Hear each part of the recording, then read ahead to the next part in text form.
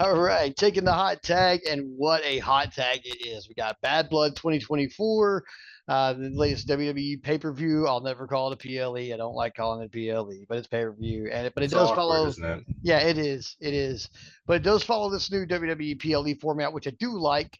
Keeping it short, sweet, several matches, good builds. So here we go. It opened up real hot. Punk and McIntyre, the whole basis of the show, basically opens Hell in a Cell, very first match opening the show, and they bled Rivers. Punk hit him with to open up Drew McIntyre. Punk hit him with a toolbox that was made of like diamond cut steel. It was gnarly, and it was a total like MJF throwback from when he hit him with the oxygen tank. I heard it took So 16 staples to put him back together. yeah, basically, it was really nasty. Um, they go through a really basic Hell in a Cell match that's still good despite being kind of basic. But then Drew McIntyre puts stairs in the ring. He goes and goes to he gets Punk in there and he goes to do something to him on the stairs, but he pulls out a bag and you think it's thumbtacks, but it's not thumbtacks. It's a bag full of friendship bracelet beads. And he dumps them out all over Punk, and then he goes to claymore him into the stairs. And Punk moves after he's already launched himself for the claymore, so he hits lower back first on the corner of the stairs. It is gnarly. I recoiled so hard. But then Punk goes over while McIntyre's selling. He picks up a chain that had been previously used. I don't think he's selling. Probably not, no. But he picks up a chain that had been previously used in the match. He wraps it around his knee. He picks up a handful of these bracelet beads. He shoves them in McIntyre's mouth, and then GTS with the chain on the knee. 1, 2, 3, Punk wins. He sold it really well walking up the ramp. He collapsed, and they gave him oxygen, but then he got back up and still walked out on his 2 feet. While they had the camera on him, he was like, "I want my wife." The only thing he was asking for was his wife. McIntyre was somehow shown getting back to his feet, which I don't think should have happened, but distraught nonetheless. Really great match. 2 thumbs up on this one for me. Great payoff to this feud. I hope that's it. I hope it's over. They keep saying it. This is where it would end. I hope they stick to that. Next match was Nia versus Bayley. Typical Nia versus Bayley match. Bayley got Nia down. Stratton interfered. She hit Bayley with the case, but when she hit Bayley with the case, the referee had been bumped out. And the referee got up as she hit Bayley with the case and thought she was trying to cash it in, which Nia Jax then came to, and kind of like the previous night on SmackDown, sees what looks to be a cash-in situation happening while she's laid out. She's upset about it. But the Stratton interference basically, Bayley got hit with the case. Nia capitalized on that. Nia retains. So that also leads me to believe that still the cash-in will be Tiffany on Nia, new champion Tiffany Stratton. I mean, they're just telegraphing it at this point. They're doing a lot of work trying to make you think that for something that if they're not going to do it, that's going to be one heck of a red herring. Yeah. So thumbs up on the match for me. But it was mostly just to further the Stratton cash-in thing. Wish she or won't she thing. I saw the Nia and Rana. Yeah. That was something. It was something. Well, yeah. After that, leave it at that. Yeah. After that, Damian Priest defeated Finn Balor. He fought off Judgment Day interference because, of course, he did. And then beat Balor. Balor coup de grace him 4 times in a row. And then on the 5th one, he caught him in a chokeslam. And that was it. So they did the Ultimate Warrior Randy Savage deal? I guess so, man. He hit him so many times with that coup de grace. And I was like, as many times as they're doing it, Finn's got to win. But no, it basically rendered the coup de grace useless on Damian Priest, at least. After that, I mean, the match was good though. Serviceable match, good match. I didn't expect the finish, so anytime I don't expect the ending, thumbs up. So I didn't expect Damian Priest to win, so he did. Thumbs up for that. After that, there's a 10-minute period that I'm going to talk about later. I'm not going to talk about it right now, and I will explain that fully later. But anytime something like this happens on a WWE show, we will have a gap just like this, where I don't talk about this specific 10-minute period. I will tell you what happened later as I'm explaining why we won't talk about it in the future. But in the future, there will just be a gap like this where I don't talk about this particular 10 minutes. Okay. So after that 10 minutes is over, Liv Morgan and Rhea Ripley with Dom in a shark cage. I always love the shark cage gimmick. I'm a sucker for it. I'm a sucker for the shark cage too. It's so cool. I don't know. I always love it, even though it's super predictable every time. Rhea came out with a roll of toilet paper with Dom's face all over it, which they're apparently now selling at WWEshop.com. Hell yes, know your people. Okay, he has such nuclear heat that toilet paper would only work with somebody like him. And yeah, I'd pay $16 to wipe his face on my ass. So she comes out with the toilet paper. Explain that to guests though. Right. She puts it in the cage. So then Dom and Liv come out, and then these two WWE shirted guys. They don't really look like local security. They look like maybe actual WWE officials of some kind. I've never seen them before. But they come up and kind of like very forcibly like shove Liv off and grab Dom and like put him in the cage. And, and like she's like, no, don't put him in there. They're like, shut up. And they just like escort him to the cage. Like it's very kind of rough right there. But they escort him to the cage. He's playing the pussy the whole time. He's sitting on the floor of the cage. He won't stand up. He doesn't stand up the entire time. So he's stuck in the cage. But then Rhea's like, second thing, because the first she was like, when they announced the stipulation, she was like, one thing I know about you is that you're claustrophobic as hell. So here's the shark cage. Then she comes out, once they get him in the shark cage, she comes out and she's like, oh, the other thing I know about you is that you're afraid of heights. So let's go ahead and hoist him up.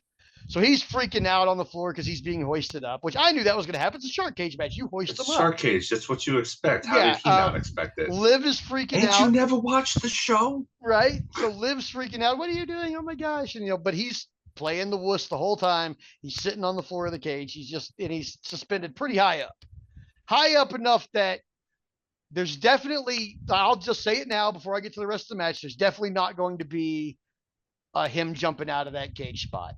Okay. Yeah. He is not coming out of that cage willingly. Yeah. We'll say that. So they have their match. It's very good. I mean, Liv pulled out they said she calls it the home wrecker. It's pretty awesome. It's like a packaged Poison Rana. It's weird, but it was cool, man. The way she set it up, the way it's executed, it was really awesome. I liked it. Other than that, match not incredibly memorable, except for Rhea, while also selling a hurt leg, because Liv did really work on the leg, the previously injured leg. Liv went for an oblivion and Rhea backflipped out of it, which was really cool. I hadn't seen anybody do that with the oblivion before. So that was cool. She backflipped out of it. But then Dom got the cage door open, and then Rhea hit Liv with a riptide. And then she went to the referee and she's like talking to the referee a little bit. But while she's talking to the referee, Dom has got the cage door open and he falls out with a piece of chain wrapped around his ankle. So he basically becomes a human pinata below the shark cage.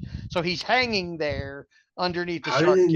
How did he not like tear his ankle to shreds? I don't know, but he fell out. Incredibly dangerous. Yeah, so he fell out with this chain wrapped around his ankle, and the chain hung him up like a human pinata. So then Rhea goes she goes to the referee. She's like, hey, she's knocked out. I'll be back to finish this in a second. Can you give me 1 minute to go handle some business outside the ring? And the referee said, he had the referee cam on so you could hear him. And they switched to the referee cam. He's like, yeah, you deserve that. And she goes, okay. So she goes out of the ring. She gets under the ring. She picks up a freaking kendo stick. She goes over to Dom while he's hanging from this chain, and she treats him like a human pinata. She just goes to town. She starts whooping his ass.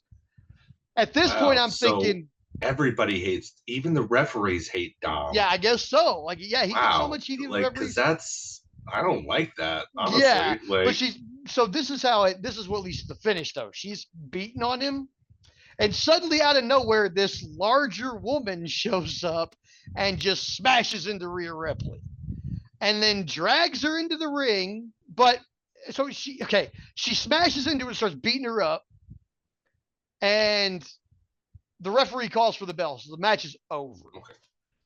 But she drags Rhea into the ring and then puts Liv on top of her anyway. Bad move anyway. But at this point, we figure out it's Raquel Rodriguez. Okay. Who I thought was a face when she left, when she got injured or whatever, but I guess maybe not. I don't know. Well, they'll probably write her some rationale. But if they need a strong woman character to take on Rhea, this is a good choice. I didn't like the way the match ended, though. I didn't like her just kind of showing up and smashing her. I really wanted Rhea to get the bell back, so I really didn't like how it turned out. But, here we go. We're going to get more Rhea in Judgment Day, at least, if not more Damien in Judgment Day, which we probably will that too. So the match was kind of so-so for me, just based on the finish. But before that, like the Dom was hilarious. He still had his nuclear heat. It was very typical of what was going on. I thought the pinata spot was going to be good, but Michael Cole, when I thought he was going to say he's like a pinata, I guess thought that would be too racist or something, and because he's Hispanic, and said he's like a hung side of beef or hung piece of meat or something weird like that, and I was like, oh, that's not better. So Corey Graves then proceeded to agree with him that that's what he was also thinking. So I don't know, weird. See, that would make sense if she beat him up with her hands, like doing the Rocky Balboa bit with the thing in the freezer. Like, you could make the argument there. But she had the stick. I mean, she beat him with a stick. Like, racist or not racist, that's the obvious thing that you go to. Right. And that's clearly the imagery they were going for. Right? They had him hung up. Like, I mean, which means that Dom was okay with it. Yeah. Which means pinata. Pinata. Okay, so at least they didn't get Oklahoma on the call. Yeah. Oh God. So pinata, candy, stick, movie, Dr. Death. So yeah, the match kind of got an overall so-so from me, but that's, I mean, every show's got one. There it is. Then we had Cody Rhodes and Roman Reigns versus Solo Sikoa and Jacob Fatu. The match itself was pretty good. The way they built the heat, I thought that Cody was going to take all the heat at first, but then they got Roman in pretty early, and he took a lot of heat. But then Cody got in and did take the pre-Hope, did take the Hope spot heat, did take the hot tag for Roman. He was Ricky Morton. Yeah, basically. So Roman came in, he cleaned house, but then the Bloodline interfered, as always, as they do. But then Roman gets Solo down. He's going for a spear. They interfere. Solo spears him instead. And then Solo then takes a long time to kind of set up his little thumb thing. He's got Roman down. He's yelling at him, I'm the real tribal chief. You let me down. You told me I was next in line. You lied to me. He's getting ready to go for the thing. And then, like, there's suddenly in between Tama Tonga and Tonga Loa, there's a third guy standing outside the ring. And he's got on a black hoodie and a bandana over his face. Oh, a black hoodie and a bandana over his face in Bloodline interference. I wonder who that could be. Well, I wondered who it could be too. And then I realized this guy wasn't as tall as who I thought it could be. And then he super kicked Tama Tonga and he super kicked Tonga Loa and he ripped off his freaking hoodie and his a little mask, and it's Jimmy Uso returning. And he jumps in the ring and he's like telling Roman how much he loves him and shit. And then he jumps out. Roman goes for the spear, gets it, pins Solo 1, 2, 3. Then Jimmy gets in the ring and he's telling him how much he loves him. They do the big embrace, huge pop for the embrace. Like the pop for him kicking them too and then revealing was huge. It was really like one of the biggest pops of the night, easily. And then the pop for the hug was easily a point and a half higher. It was just, it was a good one. And then Cody Rhodes gets in the ring and he's got his belt in his hand. And, you know, him and Roman shake hands or whatever. And then Roman and Jimmy leave the ring. And then the Bloodline all get in and start beating up Cody Rhodes. And Roman looks back at the ring. And Jimmy looks at him and goes, we got to do the right thing. But whatever you want to do, like he's saying this to him, he's like, we got to do the right thing. But whatever you want to do, I'm with you. And Roman kind of looks at him and he looks back at the entrance. He looks back at the beatdown and he goes, all right, come on, fuck it. And they take off towards the ring and they go and they beat down the Bloodline. And then in the process of all that, you know, Cody's dropped his title belt. So Roman picks it up, kind of gives it the look. Then he kind of hands it over to Cody and they raise each other's hand. Okay, nothing fishy going on. And then, then the Rock's music hits and the Rock shows up. And he doesn't say a word. He just comes out. He stands there for like 2 solid minutes. He gives the people's eyebrow, which gets a pop, just that. Well, of course it does. Taps his chest a couple of times and acknowledges the pop, and then he walks away. And so that was it. That's when the show goes off the air. But then today on Twitter, they posted an after the show segment where Cody Rhodes and Kevin Owens are talking to each other and they're out by Cody's bus and Kevin Owens beats up Cody Rhodes. So I guess we're going to see how that all turns out tomorrow night on Raw. But that's what happened at Bad Blood. I thought it was a really good show. Yeah, I guess it will be on SmackDown. Okay. Either way, we'll be covering it next week. But yeah, I mean, Bad Blood was overall a good show, man. I thought most of the matches were real hot. As far as what I liked and what I didn't like, I really liked the Hell in a Cell match. Bam. It was really good. I really liked Jimmy Uso's return. Freaking fantastic.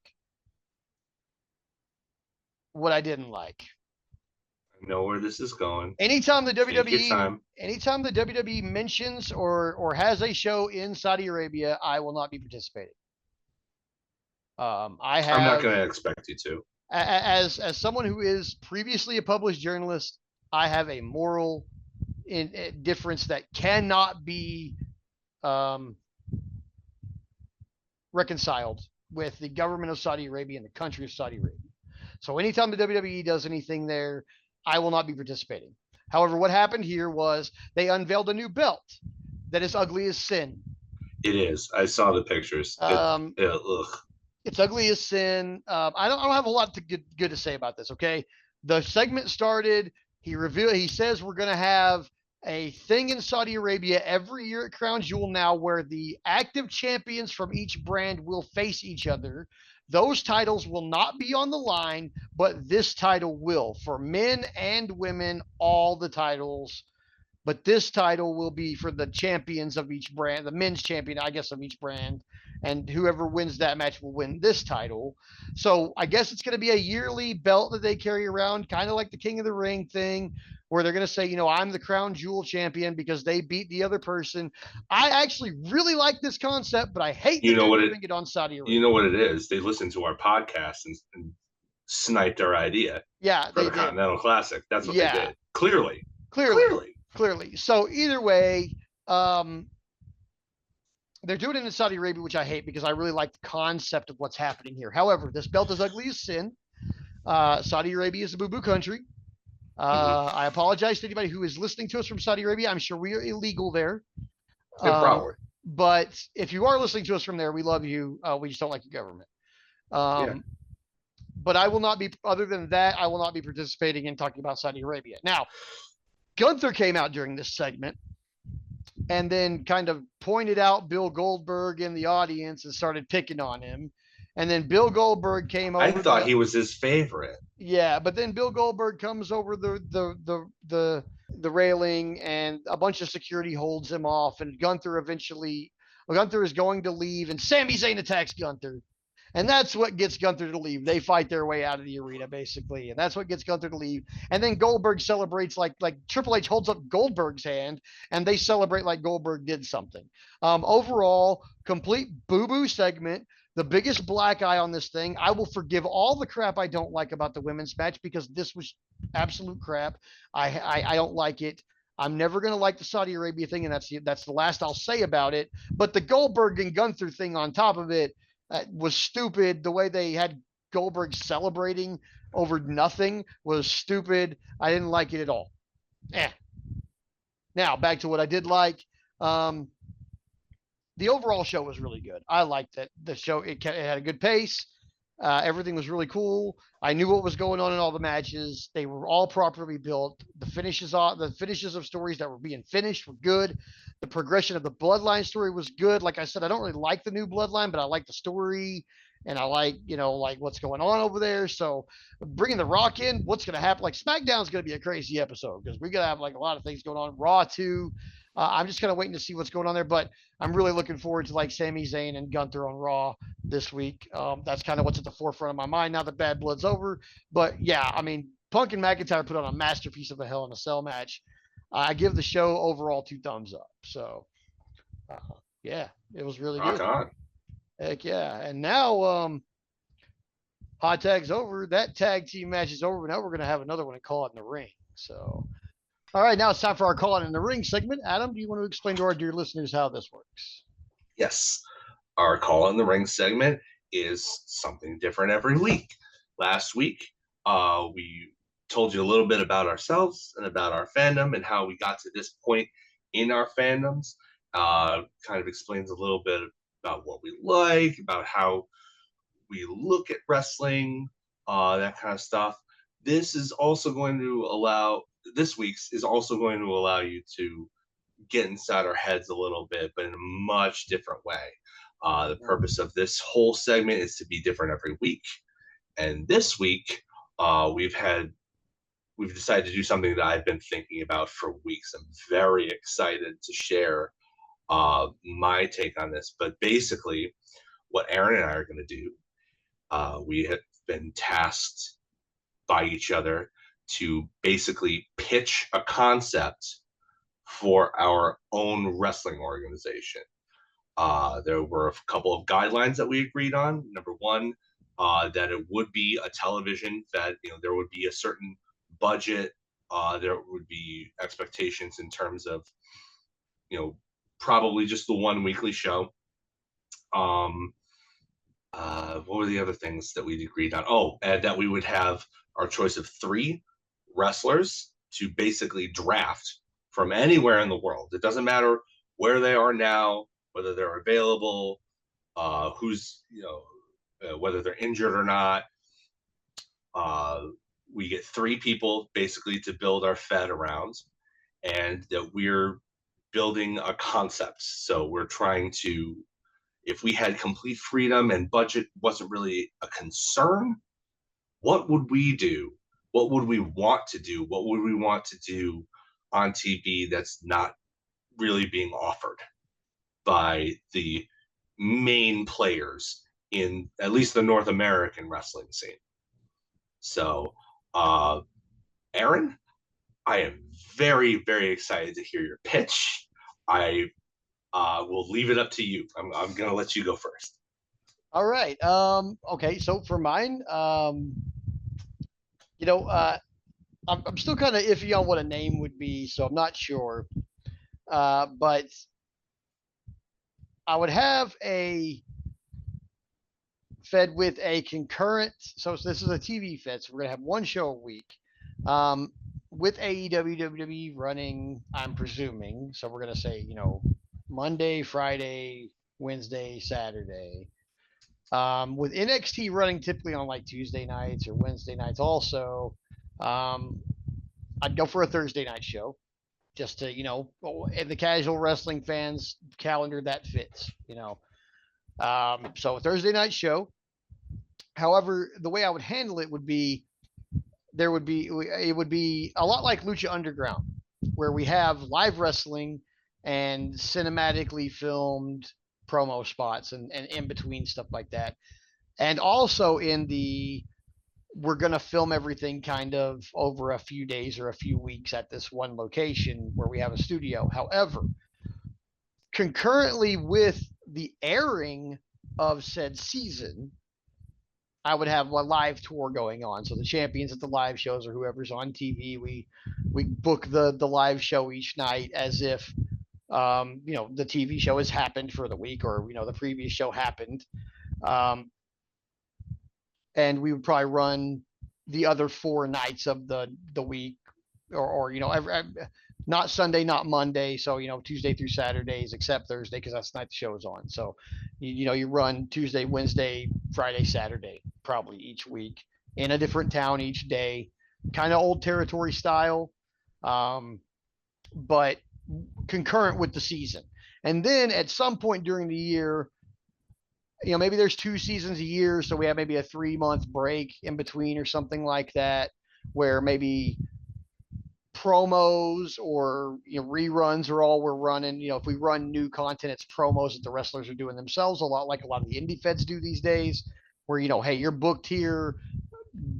The guy who booked you says, I need 3 5-minute promos between now and the date you're booked, and they all go up on the YouTube or whatever. So we'd have like stuff like that maybe they can come into studio days or something on the off time. But off time is important, and that's the biggest thing. I want at least a few months a year where the wrestlers are not working and nobody's pressured to be doing anything. I mean, except for maybe coming into a studio day or two here or there, but very not a lackadaisical schedule by all means. I mean, the time when the seasons are running, it's going to be a hard, rough schedule like wrestling is, but with the appropriate time off in between each set of these to heal up and be ready for the next go around, and maybe at this point, if somebody doesn't like during the breaks, if they don't like the way it's going, they can be granted their release. Because that's one thing I don't want to do like WWE or AEW does, where if somebody says, hey, I want out of here, okay, cool, bye. There's no questions asked. It'd be in the contract. Independent contract. Yeah, you're an independent contractor. If you don't want to do this, you don't have to go. But aside from the amenities, providing medical care, and if budget's not a concern, travel and all that stuff as well, because I still don't think wrestlers should be paying for their own travel. When WWE is providing Cody Rhodes with a bus and making people like Bailey pay for their hotel room and flights, that's not a good look, yo. Like, pay for their shit, please. And pay them on top of that. Like, don't consider that part of their payment. Like, pay their shit and then pay them. You're going to have to eventually, because Tony Khan's, as I understand, is doing that. So, bro. And he's paying for people to come from England and Japan every week. Yeah. I promise he's paying. Up real quick. Yeah, I promise he's paying for Kenny Omega to go to Japan and pick up work clothes.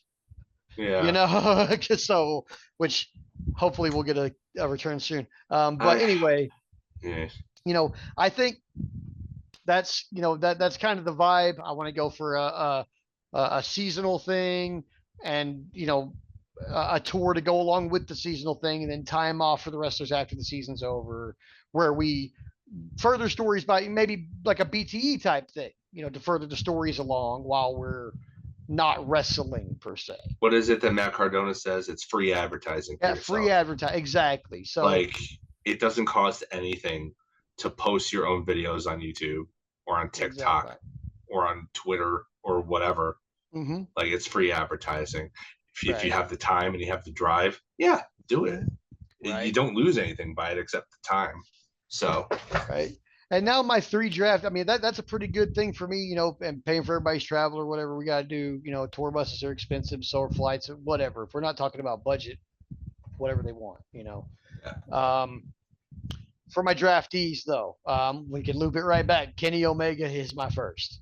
I've not always. Pick. Yeah, I've not assuming his diverticulitis is gone, not going to impact him further down the line. Yeah, and Brock is proof that you can have the worst of that happen and have the surgery and everything and come back and be a proficient wrestler. That's true. And like my best friend Ben, he had diverticulitis.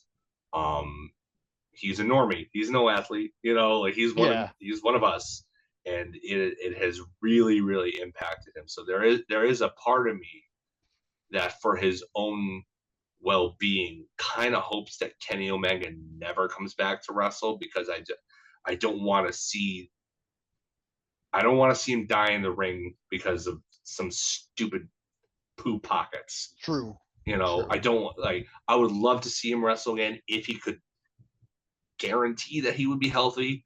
I am a big fan of Kenny Omega, and I'm not going to get down on you for your choice, because this is fiction.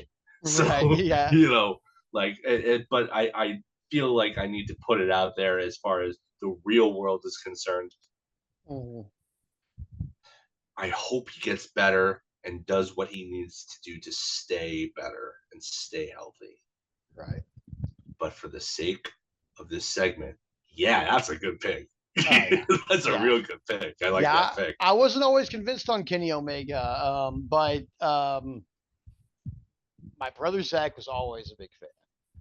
Yeah. And he kind of brought me around. He was like, no, you really got to pay attention to this guy. He can make some good matches. But the first match he showed me was the Okada match that was supposed to be 7 stars.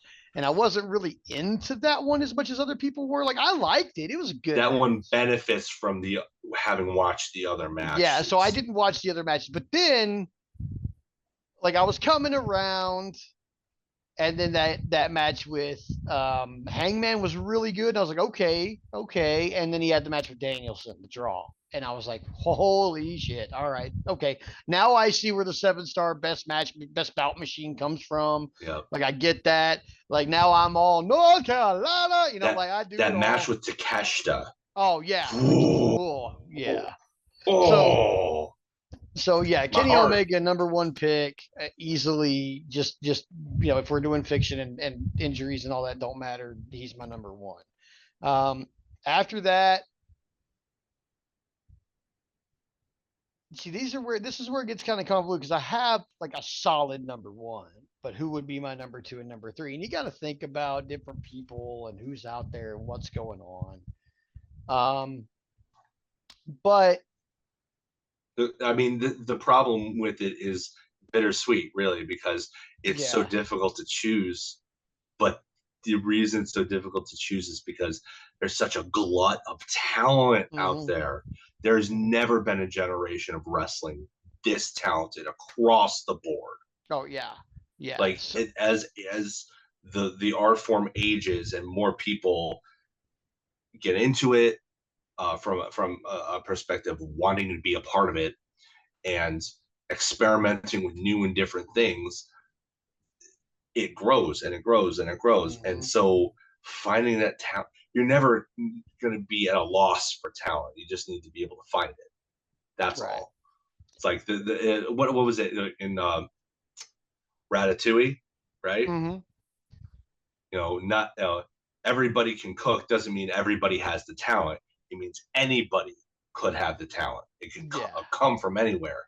A wrestler, the next big thing, the next generational wrestler could come from anywhere. You just have to find them. Right. That's all.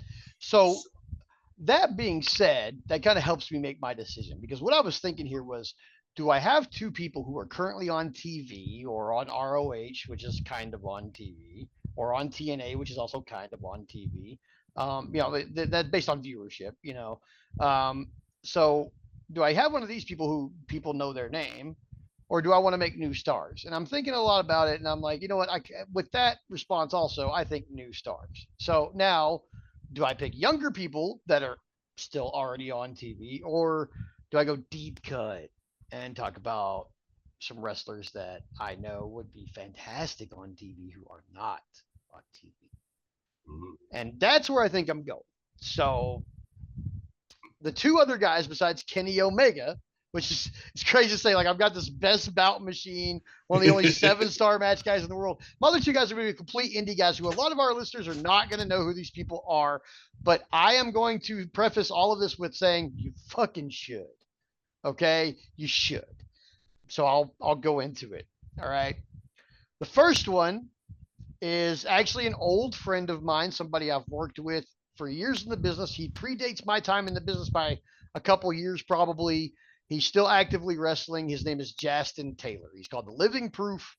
He's the current, I believe he's the current SCPW champion down here in Texas, but he works at a place called Square Circle Pro, where I also work occasionally.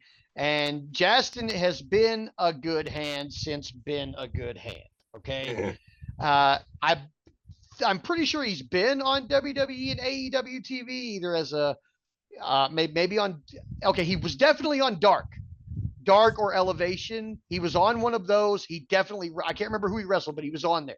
Justin Taylor has been on AEW in the ring.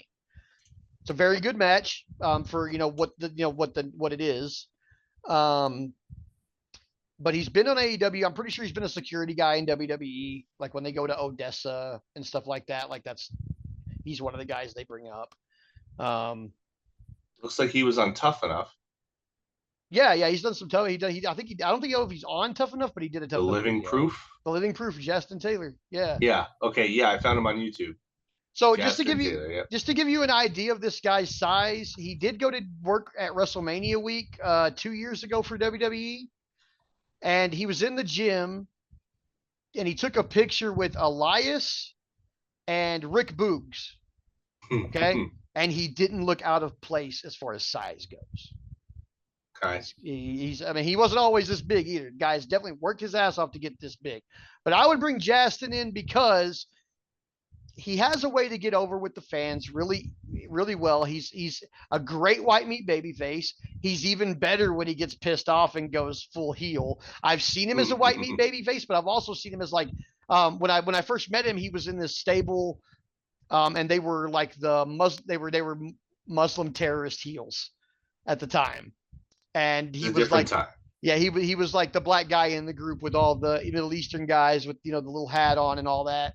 Yeah. But he was fantastic, man. He was just so good. And now he's kind of some places he's babyface, some places he's an indie worker. He works in a lot of places. Yeah. He holds the title pretty much everywhere he works.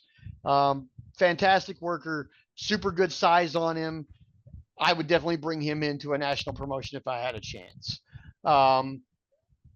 Just because he's a solid hand.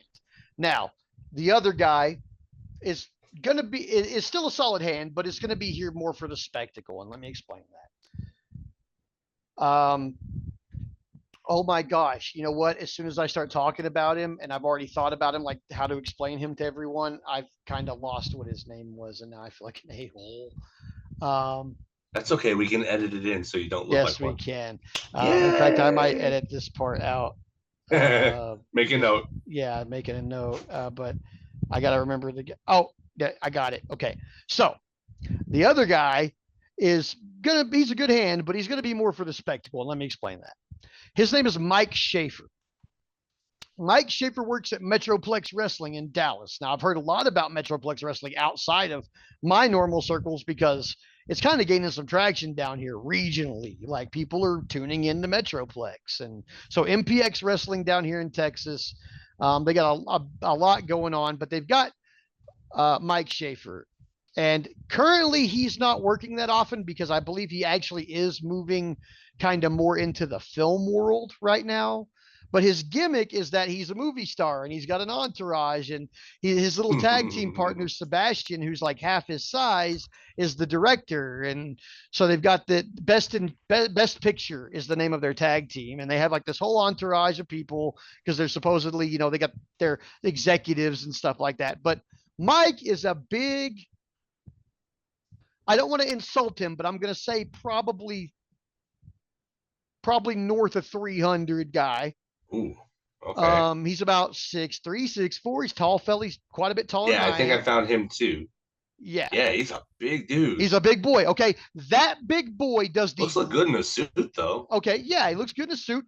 Works a great mic, fantastic mic worker, and biggest surprise. And I don't know if you'll see a clip of this while I'm telling you, but Mike has the highest elevation on a moonsault I've ever seen of someone that size.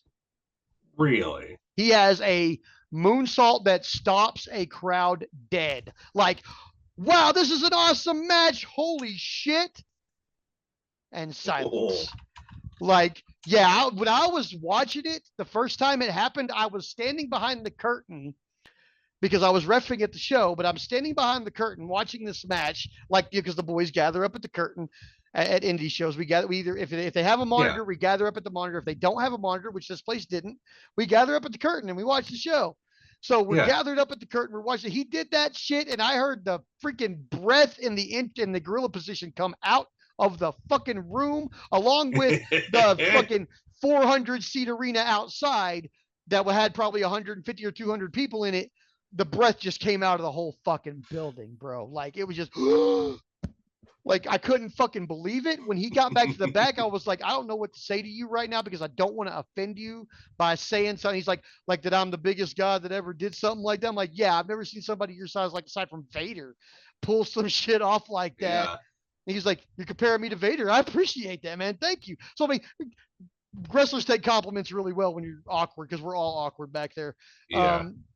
My gosh. But I can tell you stories. That guy, he's good at working a mic. If you don't want to have him in the ring, he's good at working a mic. He could work a mic for someone really easily. I would want him in the ring, though, just on that moonsault alone. But pushing past the moonsault, the guy is a solid worker. So, yeah. So my guys are Kenny Omega, Justin, Living Proof Justin Taylor, and one half of Best Picture, Mike Schaefer, which, since it's Mike Schaefer, I would at least have a manager for him. So Sebastian gets to come too. I personally love Sebastian to death. He's super professional. At a couple of the feds I work at, he does all our video work. He's super good at it. He's always been a really cool guy. And I would have them as a tag team, but since I only get one person to pick, I pick Mike, and I want Sebastian to come in and be. You know what? I'm gonna make a change. Okay. I should have said 3 acts. Okay, cool. Not necessarily 3 individuals. Okay, well, so if you want them as a tag team, bring them in. Hell yeah. Okay, Sebastian, for all the reasons I just said, also with Mike Schaefer, I want Best Picture together because they're a fantastic tag team. They play off the big man, small man dynamic really well. Sebastian, even though he's a smaller guy, is really like well built and stocky and just like kind of like John Silver with unrealistic proportions. You know, but he's those arms, man, are just, I feel like he's got implants, but I know better. Crazy. They're crazy. Yeah, but Sebastian's kind of like that, but super believable and also a really good mic worker and an asset to any fed. If I said, hey man, I just feel like the production on these episodes is lacking, I could just pull Sebastian and be like, hey, I'll pay you a little extra. Come give me a hand. I know you're good at this kind of thing. So even though I would have a production team, I have this active wrestler who is suddenly kind of like a Swiss Army knife also backstage, you know, which every wrestler loves that because if you can't suddenly wrestle and you're good backstage, you get to keep your job. And that's important too. I think the only other rule with my Fed beyond those 3 guys and what I've already previously stated is that nobody loses their job because they have a kid or get injured or we're down in business. If I hired you, and I've already budgeted you in. So if we're down on business, that's too bad. I'm already paying this money. So that would be my big thing. And since budget's not a concern, pay them. Yeah. You know, if they get injured, add the time on like anybody would in a contract because I still want to see that person wrestle. But I'm not going to stop paying them because they're sitting at home, and I'm not going to fire them because they're having to sit at home either. And if I do have to fire somebody for any reason, I'm sure as hell not going to go on TV and tell anybody that I feared for my life, and I'm sure as hell not going to do it by fax, which I think are the 2 biggest mistakes that have ever been made in wrestling as far as firing somebody. I think you should keep that shit private, period. That's not Tony Khan saying that is not why I think it was a bad idea. I think it's just because it should have been private. We fired him. Don't talk to the dirt sheets. Yeah. Same goes for McMahon and Jeff Jarrett. Yeah, McMahon and Jeff Jarrett, same thing. But Bischoff firing Stone Cold via fax. Probably and X-Pac. But those 2 guys during the Attitude Era or pre-Attitude Era, like right when it's about to kick off, firing those 2 guys. Stunning Steve was a winner. Oh, he sure as hell was. I mean, he wasn't as big a winner as Stone Cold Steve Austin. I'm a Hollywood Blonde stan, man. I am a total Hollywood Blonde stan in this. Yeah, hell yes.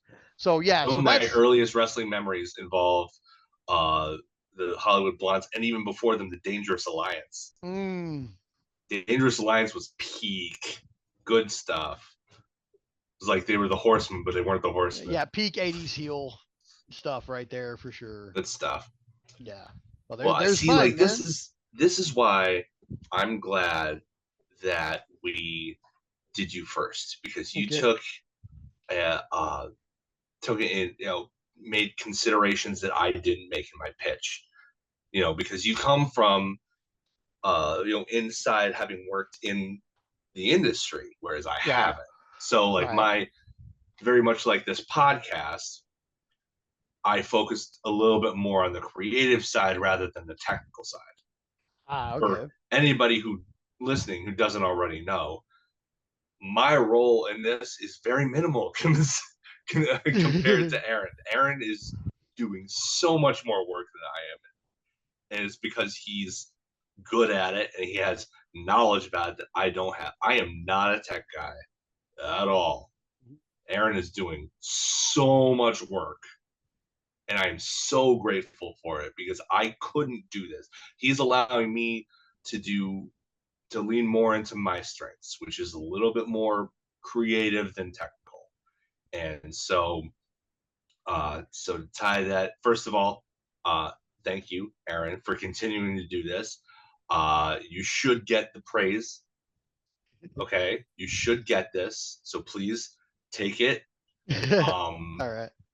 uh, you guys, you really don't understand. I am not built for the technical aspects of this. So having Aaron do pretty much all of it it is a blessing for me. And it also uh, is reflected in your pitch, because you worried about uh, the technical aspects of the business side of it and taking care of people, which is one of the things I admire about you, is that you do have that empathy for people. Whereas, especially, I mean, in this hyper capitalistic world that we live in, that the caring about people so often falls by the wayside in the face of making the almighty dollar. And so, like, it's good to know that you considered those things enough to make that part of your pitch. Um, and it also makes me feel a little insecure, because I did not even consider that. I'm sorry, fictional wrestlers. That said, um, I guess I'll go into my pitch. Okay, so my pitch is a different way of presenting professional wrestling that people have kind of gone up to the line with a little bit, but hasn't really gotten there. And since this is a fictional scenario, we're going to pretend that whatever TV execs are letting me on the air are going to let me do what I want. And what I want to do is kind of lean even more into the sports presentation of wrestling. I am a big fan. I love storylines. Don't get me wrong. I love a good storyline. I love great characters, and none of those will be absent in theory from this particular endeavor. But the presentation will mostly be sports based. I want to try and create an MMA style presentation. Not so much rings or UWFI, but in the fact that it's going to be divisional. There are going to be equal divisions. And like, you look at the UFC, and each of their divisions champion is a world champion. They are their divisional champion. They are referred to as world champions. None of the divisional champions are on any lesser level or higher level than any of the other divisions. The featherweight champion isn't seen as lesser than the heavyweight champion simply because they're in a lower weight division. They're seen as equal prizes within the weight division. I want to try something like that in wrestling. Like, there have been halfway measures, and a lot of times, WCW has Cruiserweight Championship. New Japan to this day has a junior heavyweight division, which is generally excellent. But that's two weight divisions, two vast weight divisions, Right. and kind of ill-defined, really, to be honest. Right. My concept is for there to be 3 divisional champions and then a tag team championship. Tag team championship, whoever, throw them in. It's not going to be delineated by weight. But I want to have, I would probably, for tradition's sake, call the lighter weight class the cruiserweight championship. That'll go up to 205 and under. Mm-hmm. Anywhere between 205 and let's say 265, middleweight championship. Anything 265 and above is heavyweight championship. I want the heavyweight championship to be the real heavies, okay? And each one of those divisions will probably, considering the types of talent that generally occupy those weight classes in real life, will probably develop distinct styles on their own. You're going to see probably in the 265 division a lot of big meaty men slapping meat. You're probably going to see in the cruiserweight division, probably going to see a lot of high flyers, and the middleweight is probably going to be kind of a fusion of pretty much everything, because that's generally the weight class that most wrestlers tend to fall in. Mm-hmm. So I would establish those 3 titles in inaugural tournaments, because you know me, I love a tournament. And I would build those. I would build that up. I would have probably 4 pay-per-views a year. And after the third pay-per-view would end with the announcement that the 4th pay-per-view, which would be mark around the 1-year anniversary, that whoever is the champion of each of those divisions at the end of the grading period, which would be probably up to I would give it probably 4 weeks up until, give a proper 4-week build. Whoever's the champions of those individual divisions, a month ahead of that final pay-per-view, wouldn't have to defend the belts anymore for the rest of the year up until that time, because those 3 champions would face each other in a triple threat match for the World Openweight Championship. Okay. I hate the term World Heavyweight Championship when anybody can.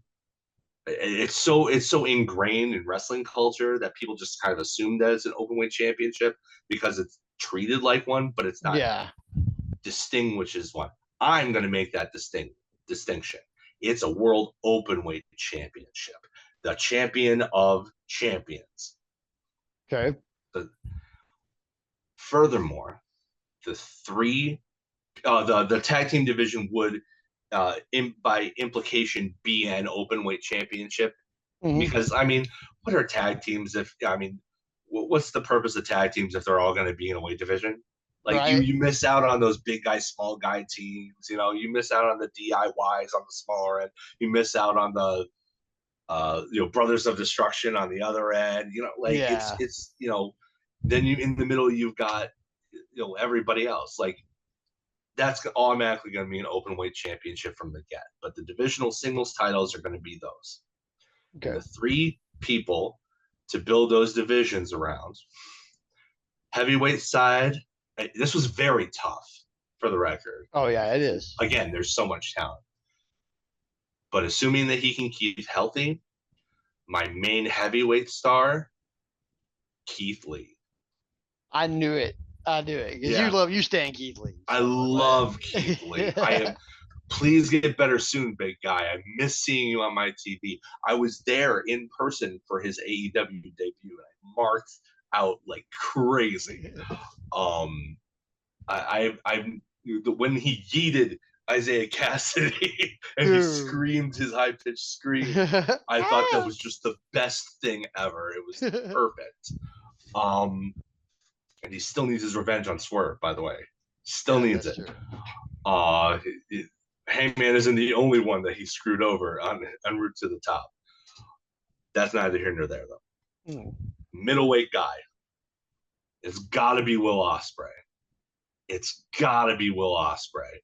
other than Bryan Danielson, who I will leave for retirement, go home, take care of your kiddos. That's fine. Do what you want to do. You've earned it. You're arguably the greatest in-ring performer of all time. Go. You've earned it. Yeah.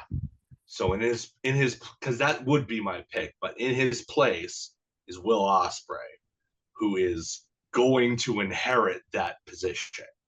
Yeah. Essentially, in if he hasn't already, in many people's eyes, he already has inherited the best bell-to-bell wrestler title. He's fantastic, of this gender. He's amazing, and seeing him live is even more surreal because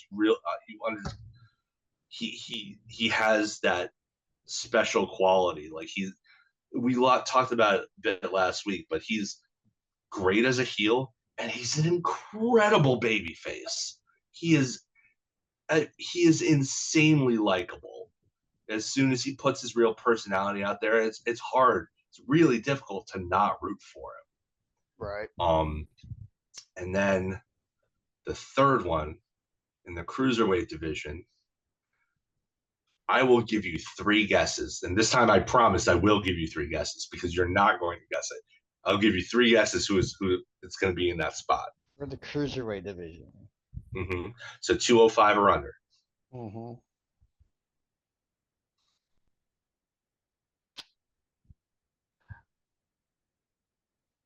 Pac.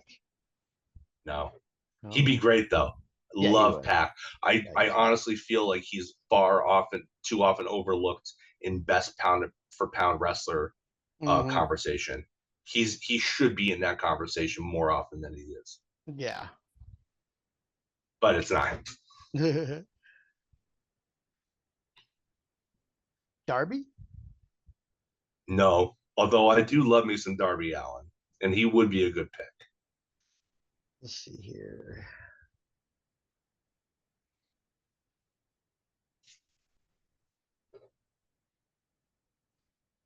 Orange Cassidy. No, I do stand Orange Cassidy. You and I are both in on the guy with the pockets. No. Yeah. No.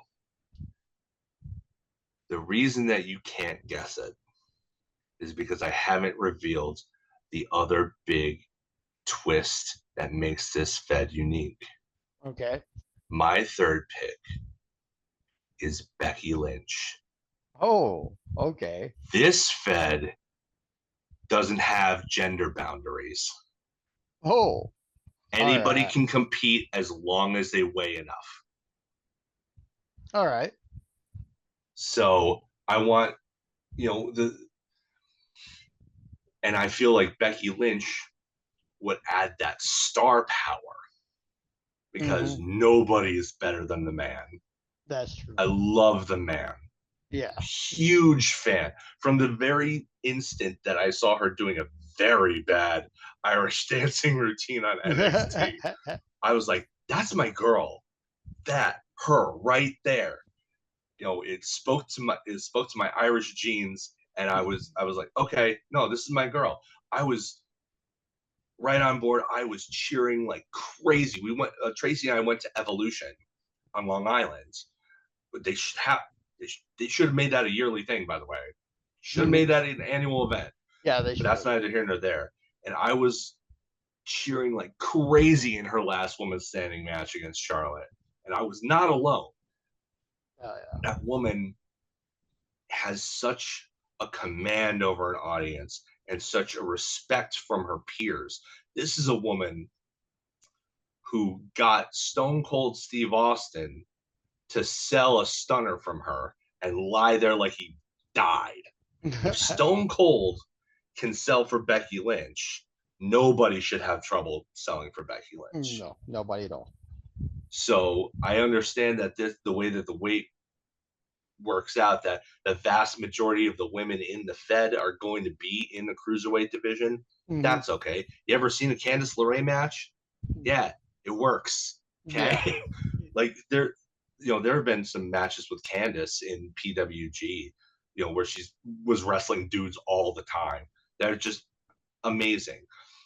I'm going into this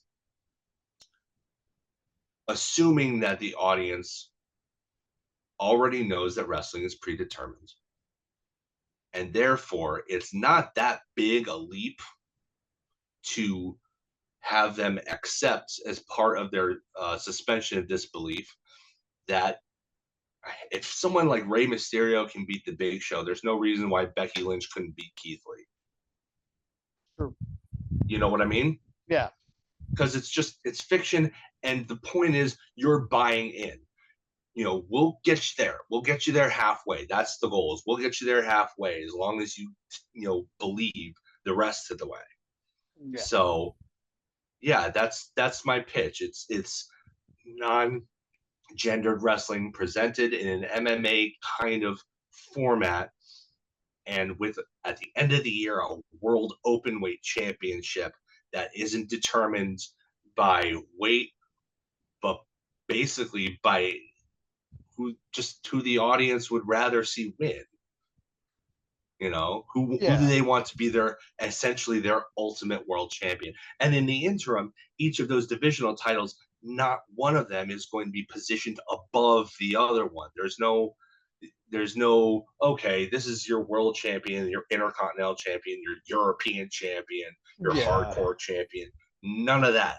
All of your champions are seen as equals, which I feel only bolsters the stock of the believability of your wrestlers and the product that you put on. And for the kicker, mostly to pop you, but also because it's a great name that should be stolen because nobody else has stolen it, and it's just from a freaking E-Fed. I'm calling it Ring of Pride and Excellence. Hell yeah. All right.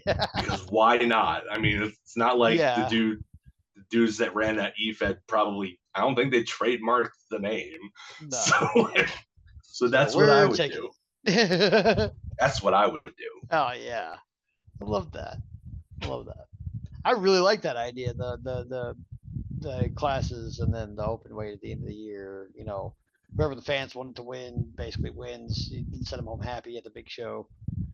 Yeah. And there will be storylines, and there will be feuds that aren't necessarily for the championship.